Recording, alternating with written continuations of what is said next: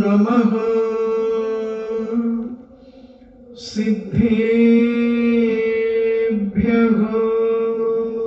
ॐ नमः सिद्धेभ्यः। इडमो अरिहन्ताणम्।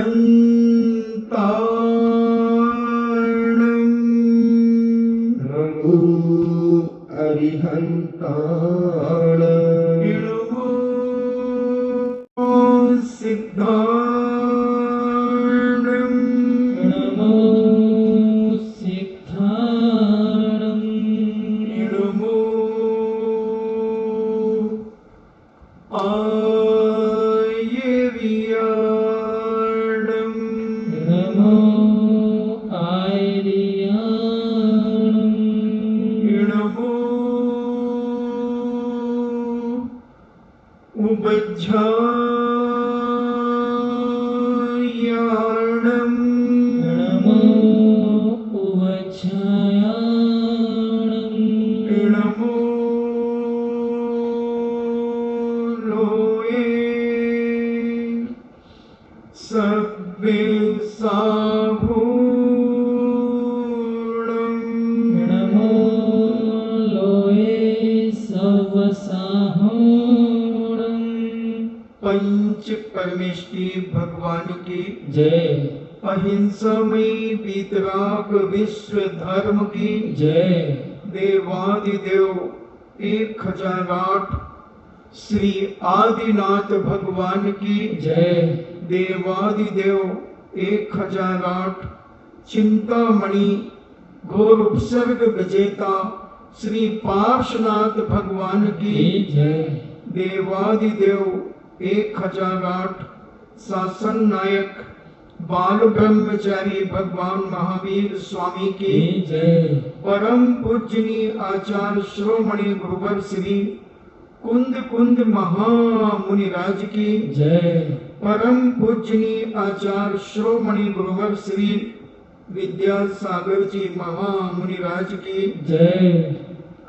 परम पूजनीय निर्यापक श्रमण मुनि श्री सुधा सागर जी महाराज की जय।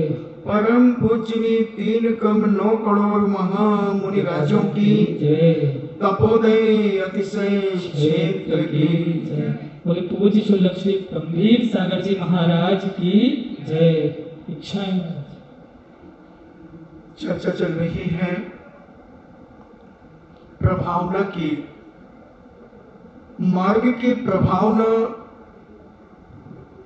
बहुत सारे लोग अपने अपने तरीके से करते हैं। ज्ञान समान आन जगत में सबको कारण। ज्ञान के समान दुनिया में कोई सुख का कारण नहीं है। ठीक है, लोगों के पास धन वैभव होता है, अब उस धन वैभव को प्राप्त करके कुछ लोग सुख का अनुभव करते हैं, मगर जब वो परेशानी में आते हैं तब उनका वह धन वैभव का सुख क्षणिक रह जाता है। इसलिए हमारे संत महंतों ने कहा, विद्वानों ने कहा कि ज्ञान समान आन जगत में सुख को कारण। ज्ञान के समान दुनिया में कोई सुख नहीं है बंधु। आपने भी देखा होगा, सुना होगा, पढ़ा होगा, अनुभव किया होगा कि जब तक व्यक्ति के पास ज्ञान नहीं होता है तब तक उसका स्वभाव, उसके विचार कुछ अलग होते हैं, और जैसे जैसे उसके जीवन में सम्यक ज्ञान प्रवेश करता है, शुद्ध ज्ञान का क्षरोक्षम बढ़ता है। ऐसे तो शुद्ध ज्ञान सबके पास है। मति सुतम पूर्वम, पूज्य उमा स्वामी महाराज ने कहा कि शुद्ध ज्ञान के पूर्व मति ज्ञान हो जाता है। सुतम मति पूर्वम, तो मति ज्ञान और शुद्ध ज्ञान तो सभी के पास है। जो भी जीव है उस जीव के पास ये दो ज्ञान तो रहते ही हैं। तो हमें विचार करना है इस ज्ञान के माध्यम से सुख, ज्ञान समान आन जगत में सुख को कारण। तो ये मति ज्ञान और शुद्ध ज्ञान सम्यक भी होते हैं और मिथ्या भी होते हैं। कुमति ज्ञान और कुशुद्ध ज्ञान भी होते हैं और मति ज्ञान और शुद्ध ज्ञान भी होते हैं। और आज पंचम काल में अवधि ज्ञान तो असंभव तो नहीं कहूंगा, मगर अभी वर्तमान में किसी को होता नहीं। पूज्य त्रिलोक पंडिती के अंदर यति विश्व आचार्य महाराज ने कहा कि पंचम काल में भी अवधि ज्ञान संभव है। जब उसकी व्याख्या आगे पढ़ी तो पूज्यवर ने कहा कि जब कल्कि का राज्य होता है, उस कल्कि के राज्य में जो मुनिराज, आरिका, श्रावक, श्राविका होते हैं, तो उस समय वह कल्कि राजा अपने मंत्री से पूछता है कि मेरे राज्य में ऐसा कौन व्यक्ति है जो बिना टैक्स दिए भोजन करता है। तब वह कहता है कि एक वीतरागी दिगंबर मुनिराज है जिनके तन पर एक धागा भी नहीं है, मात्र उनके पास एक पिछी और कमंडल है और वो परोपदेश पर जीवों का कल्याण करते हैं और स्व कल्याण भी करते हैं। उन्हें संसार की कोई भी वस्तु से अनुराग नहीं है, संसार की कोई भी वस्तु से द्वेष नहीं है। वो अपनी आत्मा में, आत्मा के द्वारा आत्मा में लीन रहते हैं। मात्र एक आहार चर्या के लिए आते हैं। वह कल्कि राजा कहता है कि मेरा सिद्धांत है कि जो भी व्यक्ति भोजन करेगा उसे टैक्स देना अनिवार्य है। कथा और भी लंबी है, अपन ज्ञान की बात को समझ रहे हैं। और वह मुनिराज के पास जब मंत्री पहुंचता है, वीरांगज नाम के जो अंतिम इस पंचम काल के अंत में 3 साल 8 माह 15 दिन जब शेष रहेंगे, उस समय वीरांगज नाम के परम वीतरागी मुनिराज, भावलिंगी मुनिराज होंगे और सर्वश्री नाम की आरिका होगी, अग्निल नाम का श्रावक होगा और पंगुश्री नाम की श्राविका होगी। ये 4 प्राणी, श्रावक, श्राविका और मुनि, आरिका, तो उन मुनिराज से टैक्स मांगेगा। वैसे हर 1000 वर्ष में एक कल्कि का राज जाता है और 500 वर्ष में उपकल्कि का राज जाता है, मगर अभी लगभग 250 साल लगभग हो गए, 2600 साल लगभग चल रहे हैं। फिर भी अभी अपन को कोई ऐसा समझ में नहीं आया कि कौन कल्कि और कौन उपकल्कि। मगर पूज्यवर ने उस समय की घटना लिखी, तब उन्हें अवधि ज्ञान प्राप्त होगा। जैसे वह टैक्स लेगा तो पूज्यवर को अवधि ज्ञान होगा और उस अवधि ज्ञान के माध्यम से वो जानेंगे कि मात्र हमारी 3 दिन की आयु शेष है। आरिका की भी 3 दिन की आयु शेष है, श्रावक और श्राविका भी की 3 दिन की आयु शेष है। और उसी समय वो टैक्स के रूप में जो ग्रास लेगा, पूज्यवर अंतराय करेंगे और जंगल की ओर चले जाएंगे। उसी समय मध्याह्न में उस कल्कि राजा की हत्या एक व्यक्ति के द्वारा होगी। शाम को अग्नि समाप्त हो जाएगी, लोग ज्ञान शून्य होना शुरू हो जाएंगे और पंचम काल का धीरे धीरे अंत होकर छठा काल शुरू हो जाएगा। तो ये ज्ञान का अभाव, मिथ्या ज्ञान का प्रभाव तो बहुत तेजी से बढ़ रहा है, मगर सम्यक ज्ञान की प्राप्ति सम्यक दर्शन, सम्यक ज्ञान, यानी हमारा मति ज्ञान सम्यक हो जाए तो हमारा शुद्ध ज्ञान भी सम्यक हो जाएगा। क्योंकि मति ज्ञान होते ही शुद्ध ज्ञान एक साथ होते हैं, एक साथ होते हैं। अब किसके दिल और दिमाग में कब सम्यक का रूप धारण कर ले, और सम्यक ज्ञान ही प्रभावना में कारण हुआ करता है। मिथ्या ज्ञान तो बहुत सारे लोगों को है, मगर वो कोई प्रभावना में कारण नहीं होता। क्या स्थिति थी? पंडित पन्नालाल जी महाराज, पंडित पन्नालाल जी साहब बताते थे कि उनके पिताजी उन्हें कहते थे कि बेटा कुछ पढ़ लो। हम लोग तो कुछ ABCD नहीं जानते पढ़ने के पहले, पढ़ने के बारे में। अष्टांग का पर्व आते थे, 8 द्रव्यों के नाम भी नहीं जानते थे हमारे बाप दादा। बस इतना ही मालूम था कि फल, अक्षत, पुष्प कैसे होते हैं, ऐसे कलर जानते थे। उनके कलर बना करके और बड़े थाल में लेकर के 3 बार भगवान के सामने अष्टांग का पर्व में प्रतिदिन घुमाते थे और अष्टांगिका की पूजा हो जाती। ये दशा थी। पन्नालाल जी बहुत बड़े साहित्याचार हुए, अच्छे विद्वानों में उनका नाम आता है। पूज्य आचार्य विद्यासागर जी महाराज ने जब 1980 में श्री छठखंड आगम की वाचना सागर में शुरू की, तब से पूज्य श्री पन्नालाल जी पंडित जी साहब उस वाचना में आते थे। 150-200 विद्वान, छोटे के विद्वान आया करते थे। मैंने भी उस वाचना को 1981 में जबलपुर में देखी, 84 में देखी, 2 बार की वाचना, और उसके बाद 1988 की वाचना तो मैं बैठने का भी सौभाग्य प्राप्त हुआ।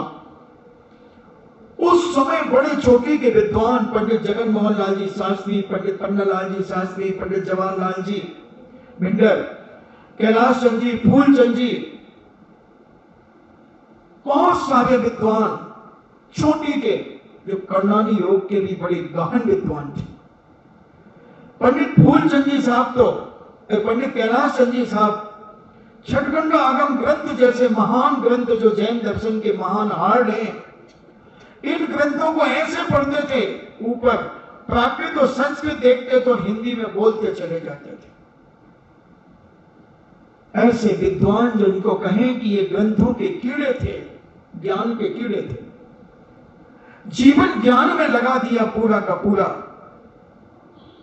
और इसमें मूल कौन था, उस मूल की भी बात करें, जो समझ ले 19वीं शताब्दी के समय की बात। 1819 में, 18वीं 19वीं शताब्दी में लोग ज्ञानवान नहीं थे, रूढ़िया में चलते थे, बाप दादा जो कर रहे हैं उसको करते चले जाते थे। एक मड़ावला ललितपुर के पास में एक स्थान है, वहां, या गांव का नाम कुछ और हो सकता है, वहां पर मंदिर जी के बाहर करीब करीब 150 साल पहले की बात होगी, वचनिका होती थी। वचन का मतलब स्वाध्याय, बांचा जाता था। जो थोड़ा सा शब्द ज्ञान जिनके पास था, वह शास्त्र की गद्दी में बैठकर शास्त्र को बांचा करते थे। तो कई स्थानों में लोग इतने अनभिज्ञ थे, जैसे पंडित पन्नालाल जी साहित्याचार सागर के पास, सागर के रहने वाले थे, तो वो सुनाया करते थे। उनकी भी समाधि हो गई, तो वो सुनाते थे कि हमारे पिताजी कहते थे कि ऐसे अर्घ्य की थाली चढ़ा देते थे। तो वहां एक वचनिका होती थी, तो उस समय श्री पद्म पुराण जी की वचनिका चल रही थी। एक गणेश प्रसाद असाटी, असाटी कहो, शर्मा, ब्राह्मण कहो, वो बच्चा, छोटा सा बच्चा, 8-10 साल का होगा, वो उस वचनिका में बैठता था। और जब उन्होंने हनुमान जी का वर्णन जब उसमें पद्म पुराण, श्री पद्म पुराण जी में सुना, तो वह अपने पिताजी के पास जाते हैं लौट करके। बोले, पिताजी, वो जैन मंदिर के चबूतरे पर जो वचनिका होती है उसको मैं रोज सुनता हूं। पिताजी ने कहा, बहुत अच्छा बेटा। बोले, पिताजी, अपने यहां तो हनुमान जी को बंदर का रूप बनाया है, मगर जैन धर्म में हनुमान को बहुत सुंदर बताया है। अपने यहां बंदर बनाया, उनके यहां वानर वंश का बताया है। पिताजी ने कहा, बेटा, बात तो सत्य वही।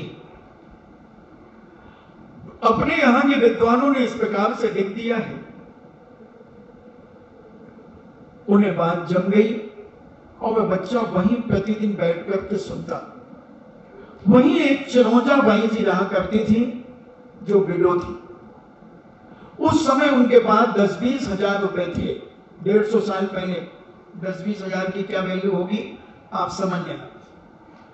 उनके पास थे। मैंने जैन शुरू से संपन्न रहा और उनकी कोई संतान नहीं थी। तो उस बच्चे को होनहार देख करके उन्होंने उनके पिताजी से कहा कि तुम्हारे बेटा में जैन धर्म के प्रति बड़ी आस्था लगती है, श्रद्धा लगती, मेरा मन हो रहा है कि इस बच्चे को मैं पढ़ाऊं, इस बच्चे को मैं पढ़ाऊं।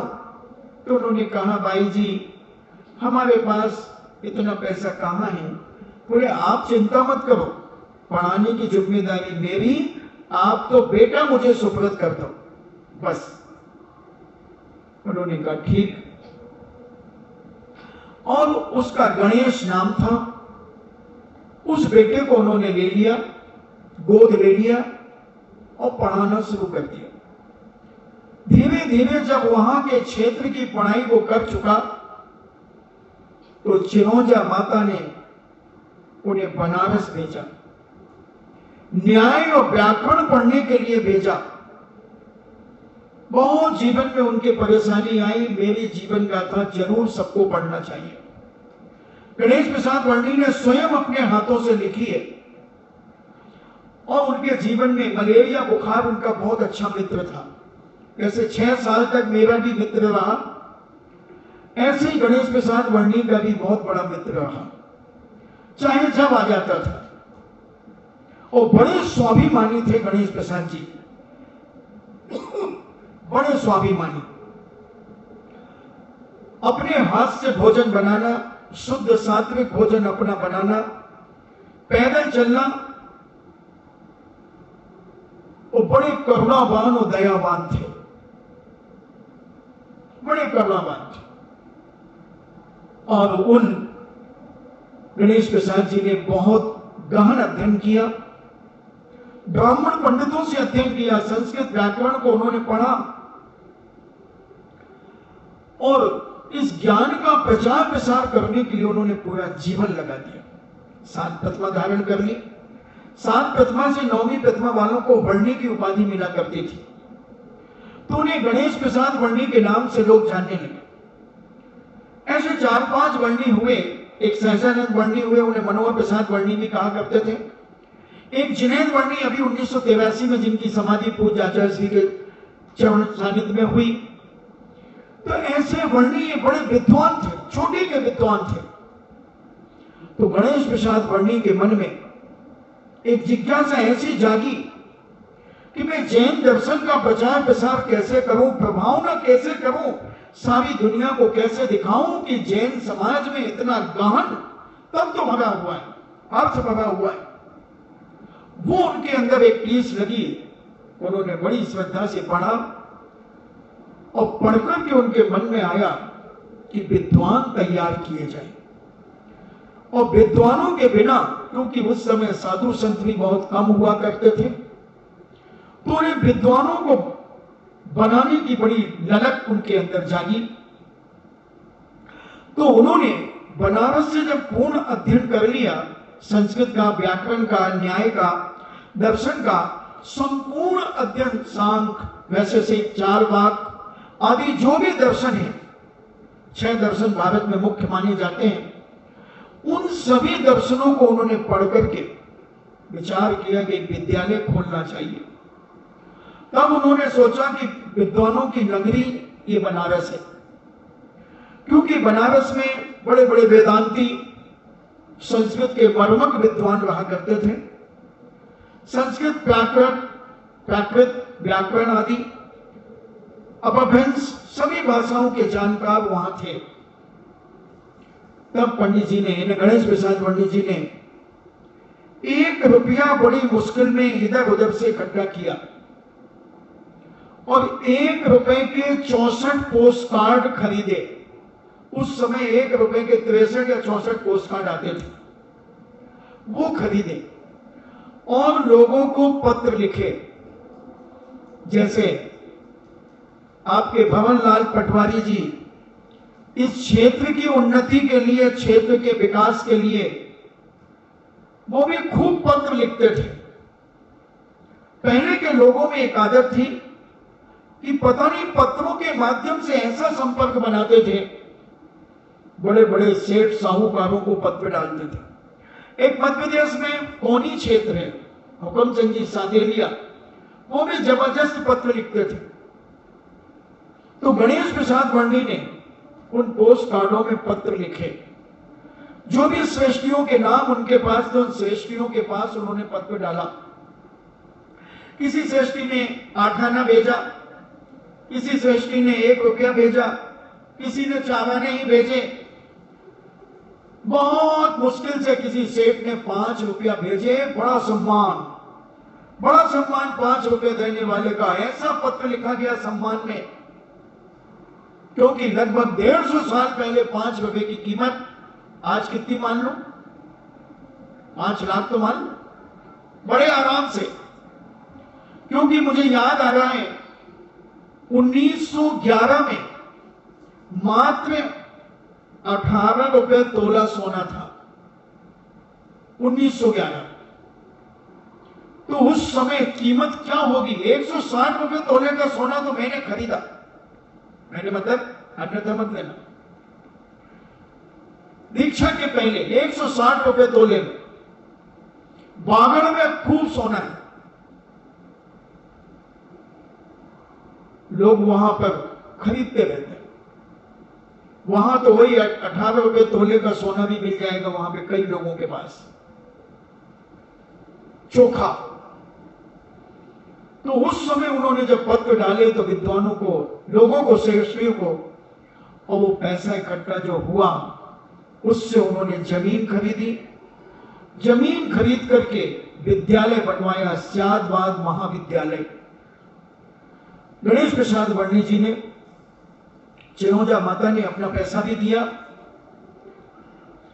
और बड़ा अच्छा विद्यालय बनाया। और उस समय उन्होंने वहां पढ़ाने की व्यवस्था बनाई। जितने भी विद्वान हैं वो सब गणेश प्रसाद वर्णी की देन है। जो भी 50-60 साल से ऊपर के विद्वान हैं वो सब बनारस से, गणेश प्रसाद वर्णी के वैश्यातवाद महाविद्यालय से निकले। और उन्होंने, गणेश प्रसाद वर्णी ने जगह जगह गुरुकुल खुलवाने की परंपरा को चलाया। जबलपुर में पिसनहरी की मड़िया जो है उसके सामने बहुत बड़ी जमीन 700 रुपए में खरीदवाई उस समय। जो मेडिकल कॉलेज बना है वो गुरुकुल की जमीन पे बना है। कितना बड़ा मेडिकल कॉलेज जबलपुर के अंदर, वो सारी जमीन बताते हैं गणेश प्रसाद वर्णी ने खरीदवाई। जगह जगह खुरई में गुरुकुल, बहुत सारे गुरुकुल खुलवाए जहां बच्चे पढ़ते थे, वहीं रहते थे। और पाठशालाओं की तो गिनती नहीं, ऐसा ज्ञान का प्रचार प्रसार कराया। जगह जगह गुरुकुल, विद्यालय, आश्रम, उदासीन आश्रम, सब कुछ गणेश प्रसाद वर्णी ने कराया। और ऐसे विद्यालय जगह जगह उन्होंने खुलवाए और चोटी के विद्वान पैदा कराए, बड़े बड़े विद्वान। मरवक विद्वान,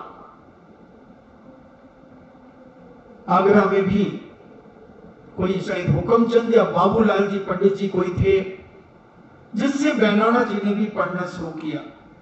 4 साल की उम्र में बैनाना जी बताते थे कि मैं जब 4 साल का था तो मैं अपने पिताजी की गोदी में बैठकर, ठंड में मेरे पिताजी शॉल ओढ़ते थे, उसको मुझे उड़ाकर कोई स्तुतियां पढ़ते थे सुबह सुबह। बोले मैंने एक भी स्तुति किताब से नहीं पढ़ी, पिताजी के मुखार बिंद से सुनते सुनते सुनते सुनते मैंने सारी स्तुतियां याद की। 4 साल की उम्र से उन्होंने पढ़ना शुरू किया। वो पढ़ते गए। आज इतने बीमार होने के बाद भी 8-8 घंटे पढ़ते और पढ़ाते थे। 50 पेज के पढ़ने का नियम प्रतिदिन का था उनका। 50 पेज का स्वाध्याय करना ही है। और 1994 में जब हमने पंचकन्याड़क पूज्य मुनि श्री के सानिध्य में आगरा में कराया, तब उनकी बाईपास सर्जरी हुई थी। धीरे धीरे ज्ञान का लोप हो रहा था धर्म के क्षेत्र में। जयपुर में भी एक छात्रावास था, मगर वो छात्रावास ऐसा था, महाराज की दृष्टि में उधर बकरी भी न बांधी जाए, बकरियों के लिए भी उन्हें ठीक नहीं लगा वो। अब आप सोचें कितना गंदा छात्रावास होगा। फिर वो छात्रावास में पढ़ने की ललक रखने वाले 8-10 छात्र रहा करते थे। और उसके बाद विद्वानों ने तो खूब प्रचार प्रसार किया, जगह जगह अपने नगरों में शास्त्र गद्दियां चलाई, स्वाध्याय की परंपरा चलाई, लेखनी चली। विद्वानों ने खूब काम किया। एक बाबूलाल जी जमादार थे, बड़े कर्मठ विद्वान थे, ललितपुर के रहने वाले थे और वाद विवाद में भी बड़े एक से एक विद्वान बने। सब गणेश प्रसाद पंडित की देन।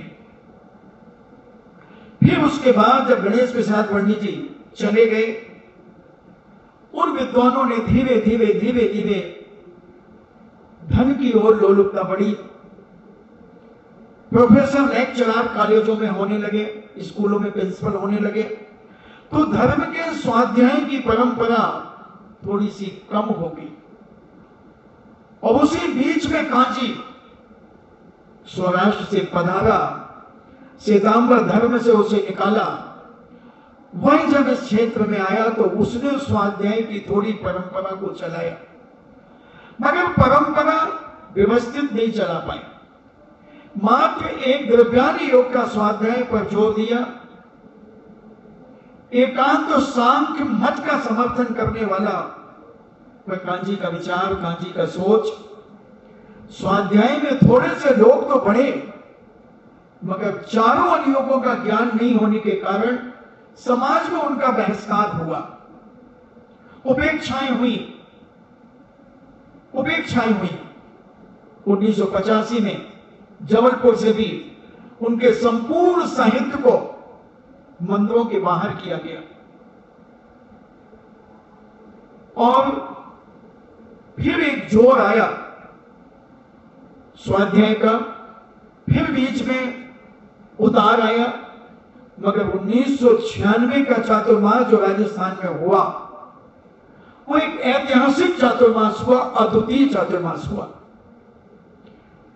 जब उन कांजी पंथियों ने, जो टोडरमल स्मारक के छात्र थे, वो संस्कृत कॉलेज में पढ़ने आया करते थे। संस्कृत कॉलेज उस छात्रावास के अंतर्गत था, अपनी जैन समाज का था। तो एक न्याय दीपिका करके ग्रंथ है, वह पूज्य विमल सागर जी महाराज की 75वीं जन्म जयंती के समय पर 75 ग्रंथ छपे हुए थे। तो न्याय दीपिका ग्रंथ में पूज्य विमल सागर जी महाराज और पूज्य भरत सागर जी महाराज का एक फोटो छपा हुआ था। तो न्याय दीपिका जब उस कॉलेज में पढ़ाई जा रही थी, तो सोनगढ़ की जो बच्चे सोनगढ़ साहित्य टोडर स्मारक में पढ़ते थे, उन्होंने उस न्याय दीपिका ग्रंथराज की जो फोटो थी विमल सागर जी महाराज और भरत सागर जी महाराज की, उसको फाड़ करके उसके टुकड़े कर दिए, मसल दिया उनको और पैरों से कुचल दिया। जब पंडित शीतल चंद जी ने ये बात पूज्य मुनि श्री सुधा सागर जी को बताई, तब सुधा सागर जी महाराज की बाहुओं में खून खोल गया कि हमारे दिगंबर साधुओं का इतना अपमान, ये अपमान सहन नहीं होगा। तब महाराज ने जयपुर के 1996 के चतुर्मास में उस समय जो एक प्रवचन दिया, जबरदस्त प्रवचन हुआ, उसको सुनकर के जयपुर के श्रेष्ठी और जयपुर की समाज हिल गई, बड़ा चिंता का विषय बना। महाराज ने कहा कि इस प्रकार से साधुओं का अपमान होगा, मुनि भक्त विद्वान अगर भारत में नहीं रहे तो ये एकांत पक्षी विद्वान साधुओं का अपमान करेंगे। कैसे भी हो ज्ञान का प्रचार प्रसार होना चाहिए। तब छात्रावास का शिलान्यास, हम लोग चतुर्मास में कहीं बाहर नहीं जाते, मगर उस समय भट्टारक की नसिया से हम सांगानेर हम महाराज गए, सुबह प्रातः काल गए और छात्रावास का शिलान्यास कराया गया और शाम को वापिस आ गए, क्योंकि चतुर्मास का कलश हम रात्रि में खाली नहीं छोड़ते। हम महाराज दोनों गए और दोनों शाम को वापिस आ गए 5 बजे, लगभग 5:15 तक। और वह छात्रावास जब बना, विचार आया उसका अधिष्ठाता कौन बनेगा, कौन ऐसा निष्पक्ष निर्लोभी समर्पण के साथ छात्रावास का अधिष्ठाता कैसे बनाया जाए। विचार विमर्श होता रहा। अचानक मैंने कहा, महाराज जी अगर रतनलाल जी बेनाड़ा साहब आ जाएं तो ये छात्रावास दिन दूना रात चौगुना ख्याति प्राप्त करेगा। समझ लो एक दूसरे वर्णी जी मिलेंगे अपन को, दूसरे गणेश प्रसाद वर्णी का रूप बेनाड़ा जी को मिलेगा। महाराज ने कहा ये बात ठीक है। और भी विद्वानों के सामने चर्चा आई, मगर बेनाड़ा जी को सबने एक मत स्वीकार किया। बेनाड़ा जी के पास जब खबर गई तो उन्होंने कहा कि आचार्य श्री की आज्ञा, उनका आशीर्वाद मिल जाए और आपकी प्रेरणा है तो मुझे कोई इतराज नहीं है, मैं सब कुछ छोड़ सकता हूं।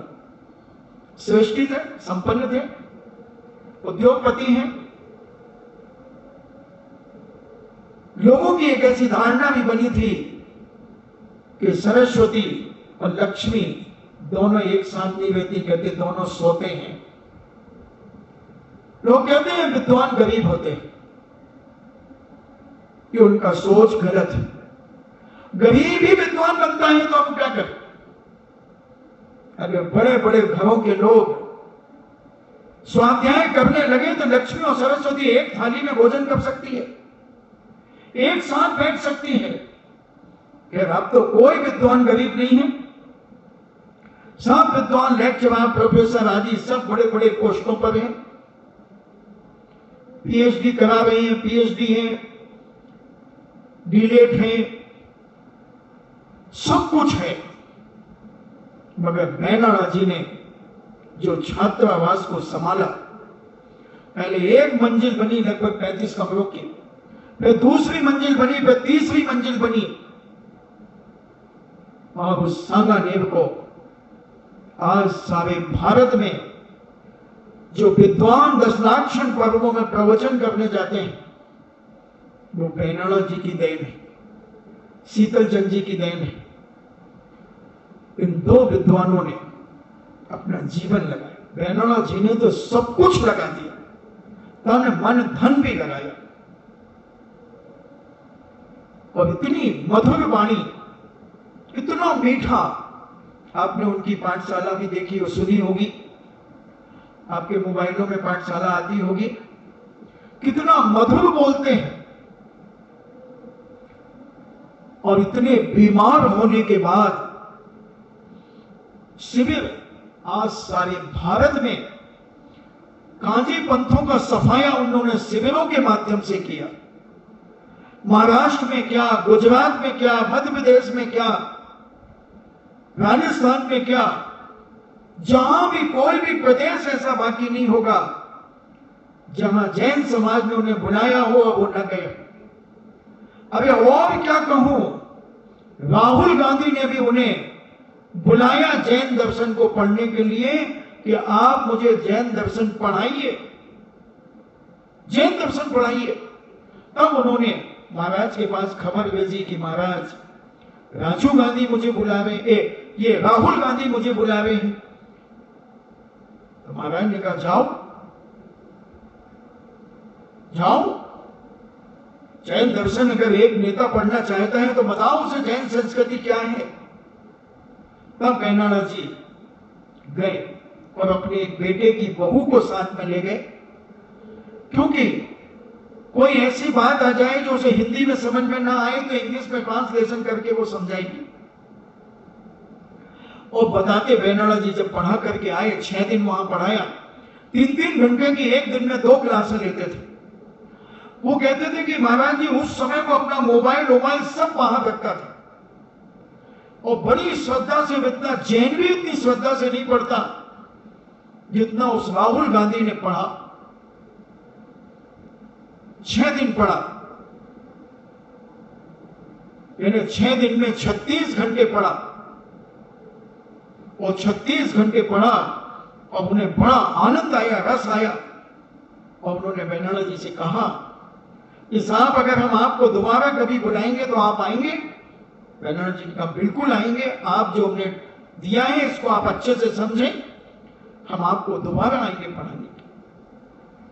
तो बेनौला जी ने शिविरों के माध्यम से समय सार का शिविर, कर्णानी योग का शिविर, कर्णानी योग दीपक का शिविर, भक्तांबर श्री भक्तांबर जी का शिविर, ऐसा कोई भी विषय नहीं था जो उन्होंने ना पढ़ाया हो। और बड़े बड़े स्तर पर जब वो भक्तांबर श्री भक्तांबर जी पढ़ाते थे शिविर में, शाम को पढ़ाते थे, तो 2-2, 5-5 हजार की पब्लिक, कोटा में जब शिविर लगा 2001 में, तो 5-5 हजार की पब्लिक एक साथ एक स्वर में श्री भक्तांबर जी को बोला करती थी। आप तो सहित भक्तांबर जी पढ़ाते, तब तो आप सूत पढ़ाते थे। बेनौला जी ने अपना जीवन धर्ममय बना लिया था, और जब भी आते थे बड़े विनयशील भाव से, बड़े विनय, और विनय के माध्यम से विनय मोक्ष द्वारम, जहां विनय है वहां मोक्ष का द्वार खुला हुआ है। ऐसा ज्ञान जो उनके पास था, जैसे पूज्य मुनि श्री अभी बता रहे थे कि वर्तमान में किसी भी विद्वान के पास कर्णानी योग का विषय नहीं, कर्म सिद्धांत का उतना गहन अध्ययन किसी का नहीं,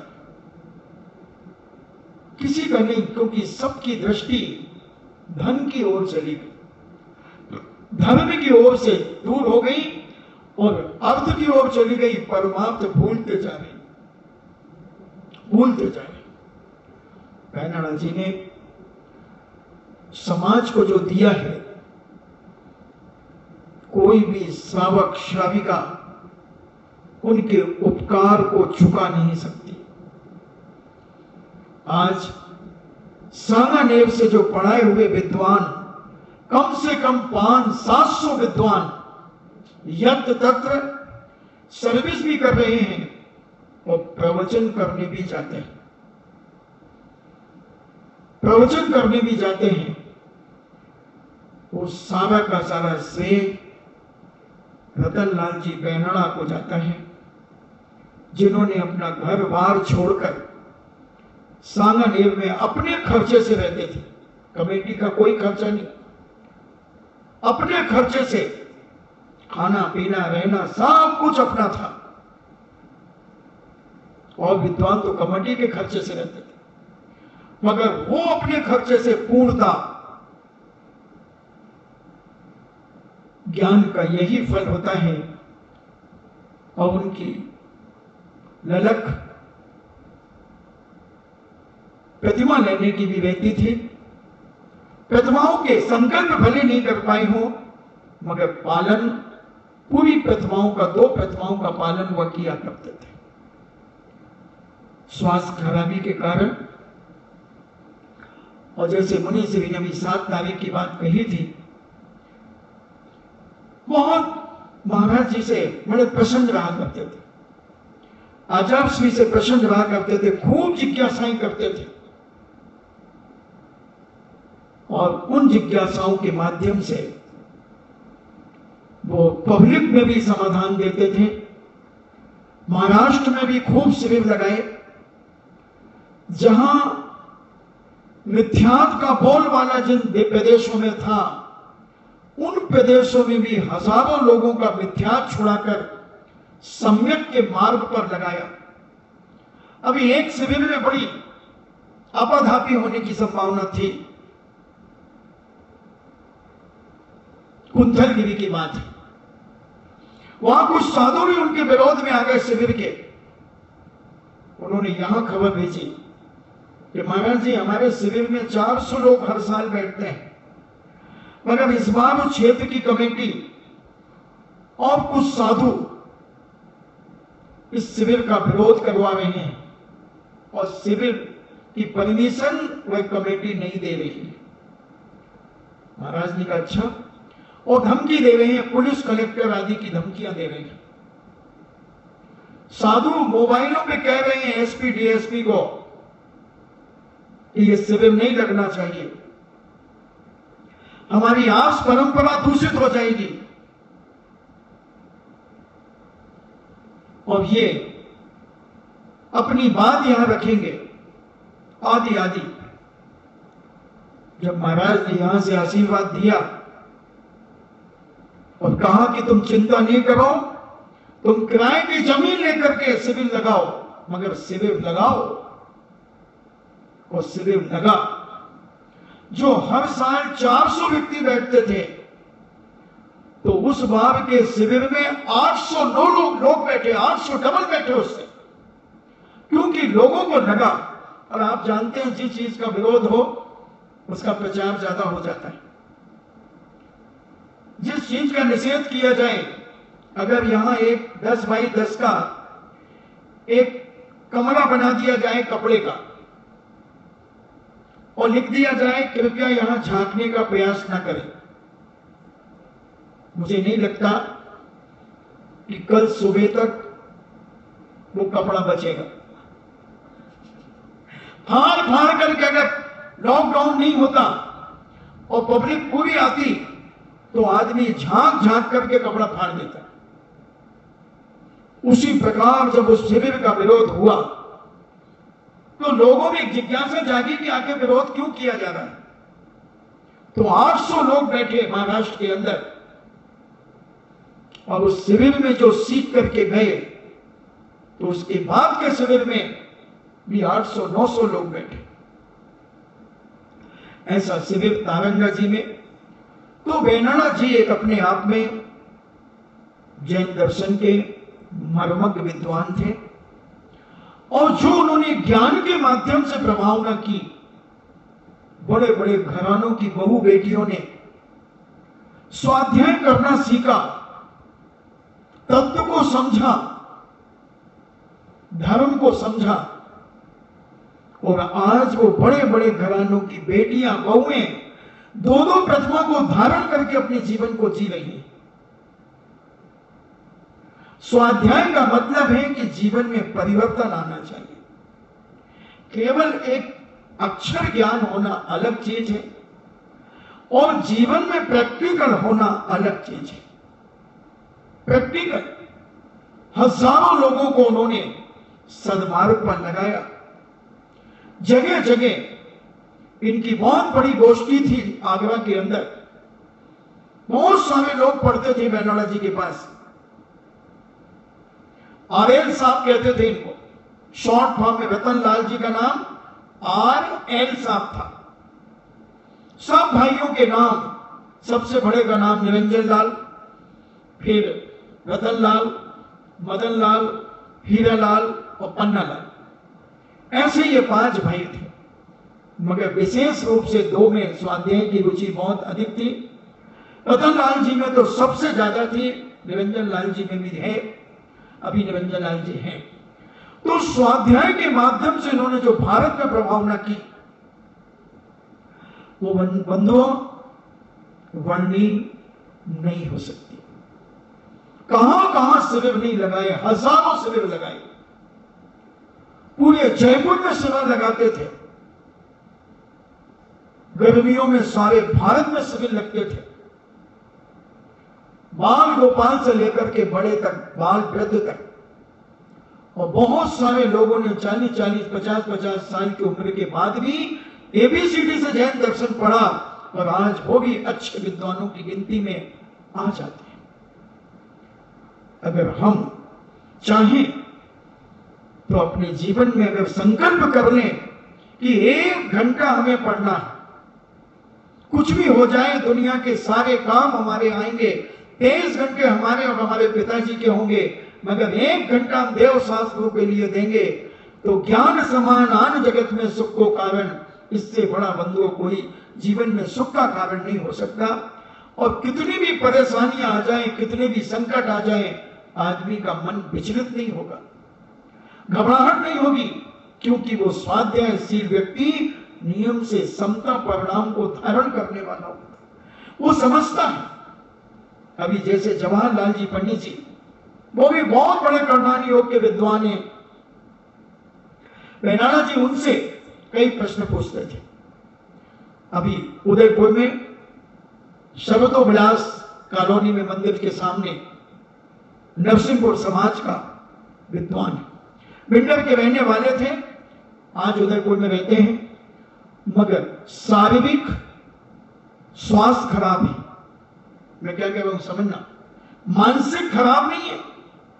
मानसिक तो आज भी उनकी मानसिकता में पूरा कर्णानी योग, श्री धवल जी, श्री चटकंडा आगम, सारा कौन से पेज पर, कौन सी लाइन पर क्या लिखा है, वो सब उन्हें मालूम है, मगर आवाज बंद है, चल नहीं पाते। हम 2 बार हमने उनको देखा उदयपुर में। वैसे तो हमने 1981 में भी पंडित जवाहरलाल जी भिंडर वालों को देखा है। उन्होंने मुझसे कहा था दीक्षा के पहले उस समय कि हमें जबलपुर के मंदिरों की वंदना करना है, तो हम उन्हें स्कूटर पर वंदना कराने के लिए 1981 में ले गए थे। तो वो विद्वान अच्छे लंबे पूरे हैं, मगर दोनों पैर उनके चिपक गए, मुंह बंद हो गया, उठ नहीं पाते, खिसक करके चलते हैं।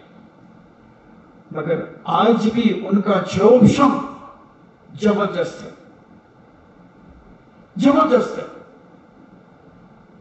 ऐसा ज्ञान अगर हम अपने जीवन में प्राप्त करें और प्राप्त करके बांटें, प्राप्त करके बांटें, मैं तो कहता हूं 10 को पढ़ाओगे तो एक तो उसमें से कोई हीरा निकलेगा, निकलेगा। ज्ञान सागर जी महाराज ने ब्रह्मचारी अवस्था में खूब लोगों को पढ़ाया, मगर सब भागते गए, सब भागते गए। मुनि अवस्था में भी, ब्रह्मचारी अवस्था में खूब साधु संतों को पढ़ाया, वीर सागर जी महाराज के संग में पढ़ाया, शिव सागर जी महाराज के संग में पढ़ाया, ये सुपार्शमती जी, ज्ञानमती जी, इन सबको पढ़ाया ज्ञान सागर जी महाराज ने। खूब पढ़ाया जी भर के। और जब वो स्वयं मुनि बने तब भी बहुत सारे लोगों को पढ़ाया, मगर पढ़ पढ़ करके बहुत सारे ब्रह्मचारी भाग गए। कोई उनको साथ नहीं दे पाया, कोई उस मार्ग को आगे नहीं बढ़ा पाया। उन्हें टीस थी कि मेरा ज्ञान कोई प्राप्त कर ले, मेरा ज्ञान कोई प्राप्त कर ले। मेरे जाने के समय आ गए, मेरे जाने के समय आ गए। तो फिर उन्हें झुंझुनाहट सी आती थी जब कोई पढ़ने की उनसे बात करता था। विद्याधर भी आया, और विद्याधर जी जब आए, जब उन्होंने पढ़ने की बात कही, पूछा क्या नाम है तुम्हारा? उन्होंने कहा विद्याधर। अरे तू उड़ जाएगा, तू भग जाएगा, चलो मैंने तुझे पढ़ाता। उसी समय विद्याधर जी ने वाहन का त्याग कर दिया, क्योंकि ललक थी उन्हें पढ़ने की, ललक थी कि ज्ञान मुझे प्राप्त करना है, ज्ञान समान आन जगत में सुख को कारण। और उनके अंदर जो ललक ज्ञान सागर जी, पूज्य ज्ञान सागर महाराज ने देखी, तब कहा अच्छा वाहन में नहीं बैठोगे, कहीं नहीं जाओगे? बोले नहीं जाऊंगा। तब आशीर्वाद दिया और फिर जो पढ़ाया, मैंने पूज्य ज्ञान सागर जी की समाधि के दिवस पर बताया था कि सुबह वे 5:30 बजे से पढ़ाते थे 9:30 बजे तक, फिर 11:30 से फिर थोड़ा सा पढ़ाते, और फिर 1 बजे से 5:30 बजे तक पढ़ाते। और विद्याधर पढ़ता चले जाते और स्वयं 2-2 बजे रात तक पढ़ते थे। कचौड़ी मल को पहरेदारी पर लगाया था कि देखो सो तो नहीं जाता है। समय करके वो जो पढ़ने बैठते थे, पढ़ते चले जाते। और आज साधुओं में अगर ज्ञान पढ़ने की कोई ने रुचि डाली तो वो आचार्य ज्ञान सागर जी महाराज। ज्ञान सागर जी ने विद्याधर जी को पढ़ाया, और विद्याधर जी जब मुनि बनकर के आचार्य बने तो उन्होंने अपने संघ को पढ़ाने की परंपरा चालू की। फिर तो उनको देख करके कुछ संघों ने पढ़ना शुरू किया। तो ये ज्ञान बंधु एक बार ललक अंदर से जागृत हो जाए, इस ज्ञान के माध्यम से भी बहुत बड़ी प्रभावना होती है। आज भारत में कितने श्रावक और श्राविकाएं अश्रुपात कर रहे हैं। जिन जिनने बहनाना जी से पढ़ा होगा, इन श्रावक श्राविकाओं ने, उन्हें जरूर दर्द हुआ होगा। दर्द तो हम लोगों को भी हुआ। एक विद्वान की क्षति जैन समाज के लिए बहुत बड़ी क्षति हो गई, बहुत बड़ी क्षति हो गई। अब का समय हो रहा है तो हम इस ज्ञान की महिमा और गरिमा को समझें। उनकी क्लासें आज भी YouTube पर पड़ी हैं। इष्टोपदेश, तत्वार सूत्र, द्रव्य संग्रह, श्री भक्तांबर जी, कर्णान योग दीपक, जैन सिद्धांत प्रवेश आदि आदि बहुत सारा जो बेस है, वो बेस अगर हम उनसे पढ़ लें तो हम अपने आप फिर आगे हम बढ़ सकते हैं। उन्होंने ये सर्वार सिद्धि का जो 8वां सूत्र है, सत्संख्या चेत स्पर्शन वाला, ये भी कई संघों में जाकर के पढ़ाया। तो ऐसा ज्ञान का क्षरोक्षम उनके पास था, और उन्होंने जो ज्ञान के माध्यम से प्रभावना की है बंधुओं, गणेश प्रसाद वर्णी से लेकर और रतनलाल बैनाला तक। मैंने तो एक दिन उनको कहा था कि बैनाला जी, अब ये बैनाला शब्द तुम हटा लो और रतनलाल वर्णी लिखना शुरू कर दो, क्योंकि आपने उन वर्णी जी का काम किया है। जो वर्णी जी ने काम किया, वो काम को आपने पुनः जान डाली है। उन्होंने कहा ये सब महाराज का प्रेरणा और आशीर्वाद और आचार्य श्री का आशीर्वाद का फल है। मैंने कुछ भी नहीं किया। उन्हें कहीं अहंकार नहीं था, अपने ज्ञान का अहंकार नहीं था। कुछ भी, किसी भी वक्त, किसी भी समय तुम पढ़ना चाहो तो पढ़ाने के लिए तैयार थे। मोबाइल पे पढ़ाते थे, मोबाइल पर जिज्ञासाएं का समाधान करते थे। हर क्षण तैयार थे। सुबह में घूमने जाते थे, तो जो लोग उनके साथ जाते थे उनके साथ भी धर्म की ही वार्तालाप करते थे, चर्चा ही करते थे, कर्णानी योग की चर्चा ही करते रहते थे। एक महेश सतना का एक भाई है, उसको उन्होंने खूब पढ़ाया कर्णानी योग। अभी वो अपने गृहस्थ जीवन में है सतना में, और वो भी कर्णानी योग के अच्छे विद्वानों में उनकी गिनती होती है। अगर कई सालों से वो अपने घर रहने लगे थे, पाणी ग्रहण कर लिया था, अगर वो उनका अभ्यास चल रहा होगा तो एक बहुत बड़ी उपलब्धि भविष्य में पुनः हो सकती है। तो बंधुओं, ज्ञान समान आन जगत में सुख को कारण, उस ज्ञान के कारण उस कोरोना से वे भयभीत नहीं हुए। कोरोना आने के बाद उन्हें भयभीत नहीं हुए, घबराए नहीं, और पूज्य मुनि श्री के पास आशीर्वाद के रूप में 2 शब्द मांगे कि आप हमें संबोधन कीजिए। और मुनि श्री ने अभी संबोधन जो 2.5 मिनट का आपने यहां सुना, वो संबोधन दिया। अनुभवशील थे, विवेकशील थे। हम भी अपने जीवन में उस ज्ञान की आराधना करें, ज्ञान का बहुमान करें, ज्ञान की विनय करें, और श्रद्धा और भक्ति से स्वाध्याय अपने जीवन में करने का प्रयास करें। बंधुओं, क्रम से करें, पहले पन्ने से अंतिम पन्ने तक पढ़ें, फॉर्मेलिटी ना करें, दिखावा ना करें। बहुत अच्छे हाथ पैर की शुद्धि पूर्वक, वस्त्रों की शुद्धि पूर्वक, अगर विनय पूर्वक चौकी पर ग्रंथ विराजित करके मंगलाचरण पूर्वक हम स्वाध्याय करेंगे तो हमारे जैनाचार्य कहते हैं कि विनय से किया हुआ स्वाध्याय नियम से ज्ञानावरणी कर्म का क्षयोपशम कराता है, नियम से कराता है।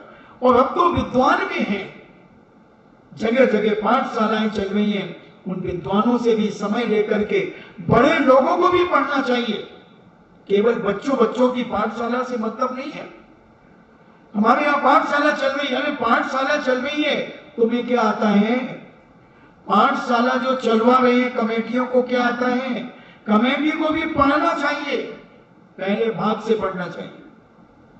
ललितपुर में जब मैं पाठशाला पढ़ाता था 1993 में, 450 लोग बैठते थे मेरी पाठशाला, और 60 साल तक के व्यक्ति बैठते थे। 8 साल से लेकर 60 साल तक के लोग बैठते थे, और मैंने उन्हें नमोकार मंत्र से पढ़ाया, 6 डाला, भक्तियां, बहुत कुछ पढ़ाया।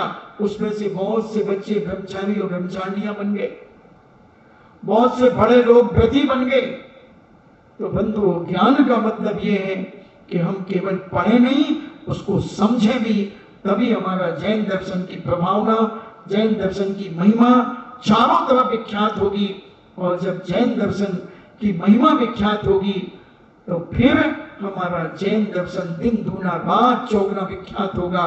और ऐसा श्रावक तीर्थंकर प्रकृति का बंध अपने जीवन में कर सकेगा। इन्हीं मंगल भावना के साथ जिनवाणी स्तुति।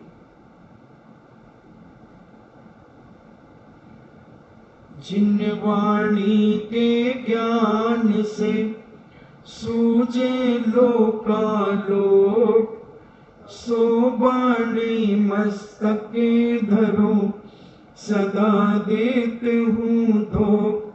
हे जिनवाणी भारती, तो है जपो दिन रे, जो तेरो शरणागहे, सो पावे सुख चैन। देव भजो अरिहंत को, गुरु सेवा निर्ग्रंथ। दया धर्म पालो सदा, यही मोक्ष का पंथ। नौवार नमोकार।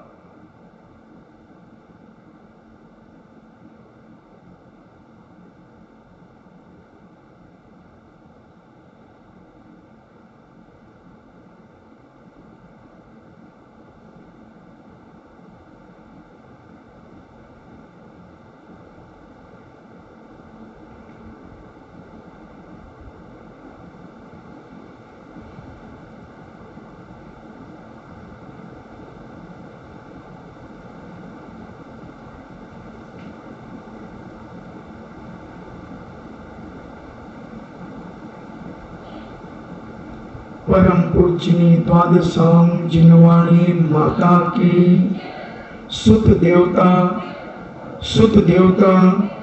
जैनम जेतु